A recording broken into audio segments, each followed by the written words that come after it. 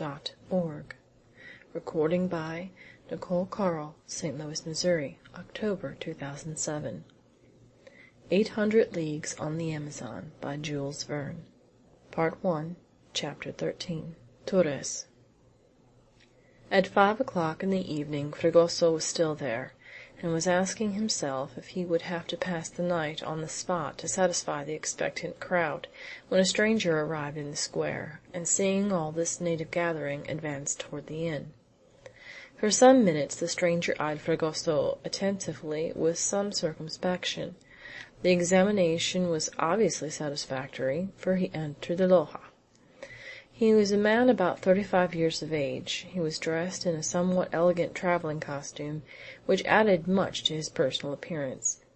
But his strong black beard, which the scissors had not touched for some time, and his hair, a trifle long, imperiously required the good offices of a barber. "Good day, friend, good day," he said, lightly striking Fragoso on the shoulder. Fragoso turned round, when he heard the words pronounced in pure Brazilian, and not in the mixed idiom of the natives. "Compatriot?" he asked, without stopping the twisting of the refractory mouth of the Mayoma head. "Yes," answered the stranger, "a compatriot who has need of your services." "To be sure, in a minute," said Fragoso. "Wait till I have finished with this lady." And this was done in a couple of strokes with the curling tongs. Although he was the last comer, and had no right to the vacant place, he sat down on the stool without causing any expostulation on the part of the natives, who lost a turn.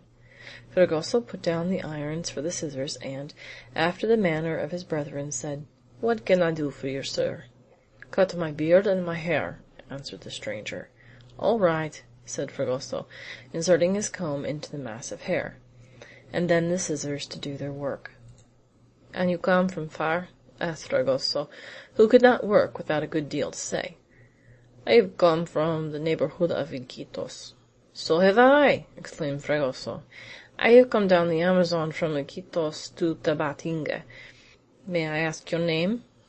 "No objection at all," replied the stranger. "My name is Torres." When the hair was cut in the latest style, Fragoso began to thin his beard. But at this moment, as he was looking straight into his face, he stopped, then began again, and then, Mr. Torres," he said, "I seem to know you. We must have seen each other somewhere." "I do not think so," quickly answered Torres. "I am always wrong," replied Fragoso, and he hurried on to finish his task.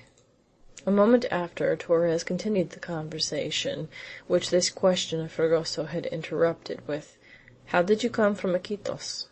"From Iquitos to Tabatinga? Yes, on board a raft, on which I was given a passage by a worthy fazender, who is going down the Amazon with his family." "A friend, indeed," replied Torres. "That is a chance, and if your fazender would take me—" "Do you intend, then, to go down the river?" "Precisely." "Into Para?"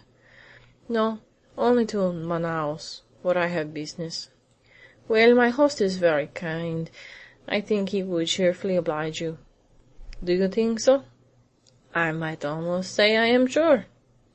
"And what is the name of this fazender?" asked Torres carelessly. "John Garel," answered Fragoso, and at the same time he muttered to himself, "I certainly have seen this fellow somewhere."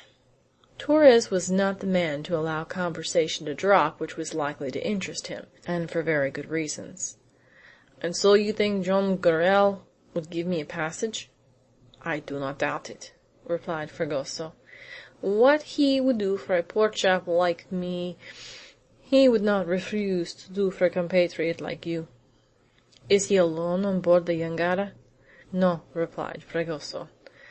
"I was going to tell you that he is travelling with his family, and jolly people they are, I assure you. He is accompanied by a crew of Indians and negroes, who form part of the staff of the fazenda." "Is he rich?" "Oh, certainly," answered Fragoso, "very rich. Even the timber which forms the jangada, and the cargo it carries, constitute a fortune. The Garel and his whole family have just passed the Brazilian frontier?" Yes, said Fragoso. His wife, his son, his daughter, and Miss Minha's betrothed. Ah, he has a daughter? Asked Torres. A charming girl. Going to get married? Yes, to a brave young fellow, replied Fragoso, an army surgeon in garrison at Belem, and the wedding is to take place as soon as we get to the end of the voyage. Good, said the smiling Torres. It is what you might call a betrothal journey. A voyage of betrothal, of pleasure, and of business, said Fragoso. Madame Yaquita and her daughter have never set foot on the Brazilian ground, and as for Joam Garral, it is the first time he has crossed the frontier since he went to the farm of old Maheles. I suppose, said Torres, that there are some servants with the family. Of course, replied Fragoso. Old Cybele, on the farm for the last 50 years, and the pretty mulatto Miss Lina, who is more of a companion than a servant to her mistress. Ah, what an amenable disposition! What a heart, and what eyes! And the ideas she has about everything, particularly about lianas. Fragoso, started on this subject, would not have been able to stop himself, and Lina would have been the object of a good many enthusiastic declarations, had Torres not quitted the chair for another customer. "What do I owe you?" he asked of the barber. "Nothing," answered Fragoso. "Between compatriots, when they meet on the frontier, there can be no question of that sort." "But," replied Torres, "I want to—" "Very well, we will settle that later on board the jangada. But I do not know that, and I do not like to ask Joam Garral to allow me—" "Do not hesitate!" exclaimed Fragoso. "I will speak to him if you would like it better, and he will be very happy to be of use to you under the circumstances." And at that instant Manuel and Benito, coming into the town after dinner, appeared at the door of the loja, wishing to see Fragoso at work.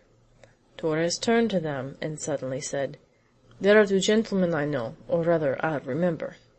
"You remember them?" asked Fragoso, surprised. "Yes, undoubtedly. A month ago in the forest of Iquitos they got me out of a considerable difficulty." "But they are Benito Garral and Manuel Valdez." "I know, they told me their names, but I never expected to see them here." Torres advanced toward the two young men, who looked at him without recognizing him. "You do not remember me, gentlemen?" he asked. "Wait a little," answered Benito. "Mr. Torres, if I remember aright. It was you who, in the forest of Iquitos, got into difficulties with Garibe?" "Quite true, gentlemen," replied Torres. "For 6 weeks I have been traveling down the Amazon, and I have just crossed the frontier at the same time as you have." "Very pleased to see you again," said Benito. "But you have not forgotten that you promised to come to Fazenda to my father?" "I have not forgotten it," answered Torres. "And you would have done better to have accepted my offer. It would have allowed you to have waited for our departure, rested from your fatigues, and descended with us into the frontier. So many days of walking saved." "To be sure," answered Torres. "Our compatriot is not going to stop at the frontier," said Fragoso. "He is going on to Manaos."